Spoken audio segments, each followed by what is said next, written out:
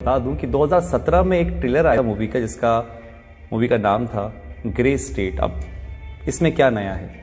नया ये था कि जब ये मूवी रिलीज होने वाली थी उसके कुछ टाइम पहले ही डेविड क्लोरी को उसकी वाइफ और उसके बच्चे के साथ गोली मार दी गई। रीज़न रहा होगा कि एक डायरेक्टर को उसकी बेटी और वाइफ के साथ मार दिया जाता है मूवी के रिलीज होने से पहले, और वो मूवी नहीं बनती है। ऐसा क्या दिखाना चाहते थे डेविड उस मूवी के अंदर जो 2017 में आनी थी? लेकिन उसका ट्रेलर ज़रूर आया था और उस ट्रेलर के अंदर ऐसा कुछ दिखाया ज़रूर था जिसमें बताया गया था कि आने वाले टाइम के अंदर लोग एक दूसरे के पास जाने से थोड़ा डरेंगे, यानी कि सोशल डिस्टेंसिंग मेंटेन करेंगे।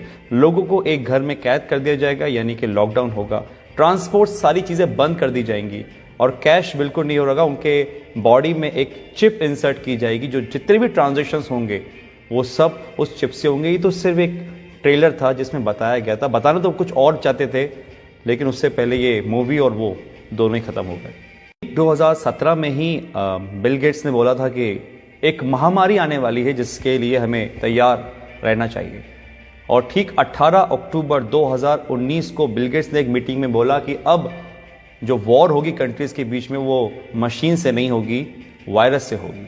और अभी आप जानते ही बिल गेट्स को लेके क्या कंट्रोवर्सी चल रही है। आपको लग रहा होगा कि दो वीडियो का आपस में क्या कनेक्शन है। कुछ लोग समझ रहे होंगे, कुछ लोगों को समझ में नहीं आ रहा होगा। तो यहाँ पर एक यू टर्न आता है और मैं आपको ले जाता हूँ 1980 में।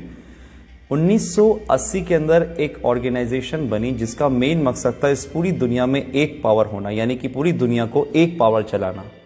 और उस पावर को उन्होंने नाम दिया था न्यू वर्ल्ड ऑर्डर। ऑर्गेनाइजेशन में ज़्यादा लोग नहीं थे, कोई सीक्रेट 100-150 लोग होंगे। और एक बहुत डरावने वाली बात इस ऑर्गेनाइजेशन की ये थी कि वो इस दुनिया की टोटल आबादी को 50 करोड़ में लाना चाह रहे थे, 50 करोड़ में। उनके टारगेट में थे वो देश जिसमें सबसे ज़्यादा पॉपुलेशन है, जिसमें हमारा इंडिया भी होता है। सबके लिए उन्होंने एक प्लान बनाया जिसका नाम था MMP, mind control, money control, population control. Control यानी कि आदमी खुद से कुछ ना सोचे, जो वो चाहें वो आप सोचो, माइंड कंट्रोल। और ये किसके थ्रू होता? मास मीडिया के थ्रू। जो मीडिया में दिखाया जाएगा वो आदमी सोचेगा। और एक कल्चर ऑफ फेयर, यानी कि एक डर का माहौल बनाना, क्योंकि डर एक ऐसी चीज है जो अगर दिमाग में बिठा दी जाए किसी की तो इतनी आसानी से निकलती नहीं है। और वो ऐसा हुआ है। आज बहुत से लोगों का माइंड कंट्रोल करती है मीडिया, जो वो बोलती है वो आप मानते हो। और कल्चर ऑफ फेयर, डर का माहौल, ये तो आपने देख ही रहा है जो आजकल चल रहा है। कंट्रोल यानी कि आदमी जितना हो सकता है लेस कैश, कैशलेस, या जितना हो सकता है टोटली डिजिटल। और वो आपके सामने ही है। आज हमारी डिजिटल करेंसी किस तरीके से बढ़ रही है आपको पता ही है। पॉपुलेशन कंट्रोल, और वो कैसे होगी? जिस देश की आबादी बहुत ज़्यादा, जहाँ पे बहुत सारे लोग हैं, क्योंकि एक देश की ताकत उसके लोग ही होते हैं, वहाँ की पॉपुलेशन नहीं होती है। तो उस पॉपुलेशन को कम करना, और आप कम करने का मतलब आई थिंक तो समझ चुके होंगे कि मैं क्या बोलना चाह रहा हूँ। इतनी बड़ी ऑर्गेनाइजेशन चला रहा है, कौन ये सब कर रहा है, ये सब आपको आने वाले टाइम में अंदर पता चल जाएगा। क्योंकि आने वाले टाइम में सिर्फ दो लोग रहेंगे, एक वो जो काम करेंगे, एक वो जो काम करवाएंगे। अगर मैं इसको स्ट्रेट फॉरवर्ड बोलूं तो राजा और गुलाम। एक वो लोग जो इस दुनिया पे राज करेंगे और एक वो लोग जो उन राज करने वालों की गुलामी करेंगे। ऑर्गेनाइजेशन का एक एजेंडा था, एजेंडा 21, यानी कि 2021 तक इस काम को पूरा करना। और 2020 जब से स्टार्ट हुआ है, आपको पता है सब क्या हो रहा है।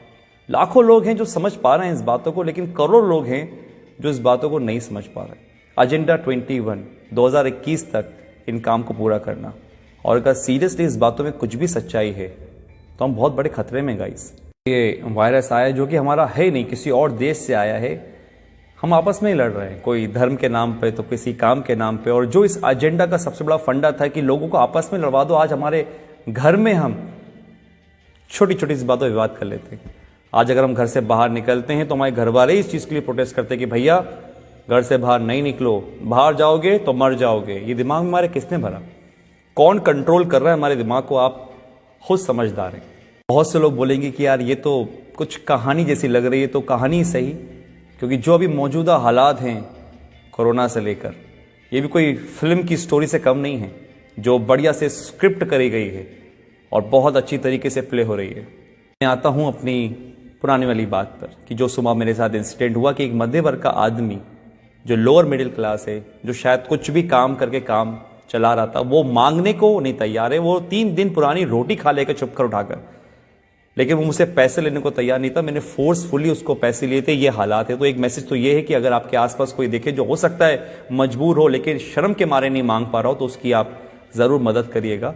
इतना तो हम लोग अंदाजा लगा लेते हैं कि कौन परेशान है कौन नहीं। दूसरी बात, अगर ये बात सही है कि जो 1980 में एक एजेंडा चला, एजेंडा 21, डर का बिजनेस, अगर ये सही है तो गाइस आप लोग समझिए, संदीप महेश्वरी, मिस्टर रॉय चौधरी, ऐसे बहुत से लोग हैं, बड़े बड़े डॉक्टर्स हैं जो आपको समझाने की कोशिश कर रहे हैं कि इसका मॉर्टेलिटी रेट बहुत कम है, 0.01%।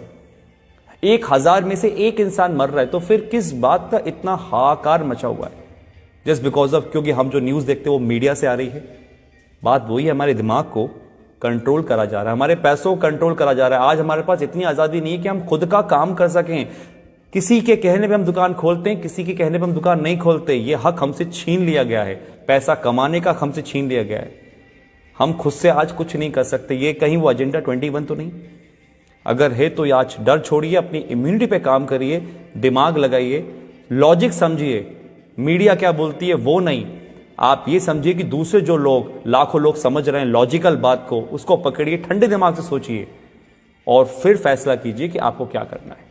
आप डरेंगे नहीं तो आप संभल जाएंगे, और अगर आप संभल गए तो ये देश बच जाएगा। Thank you.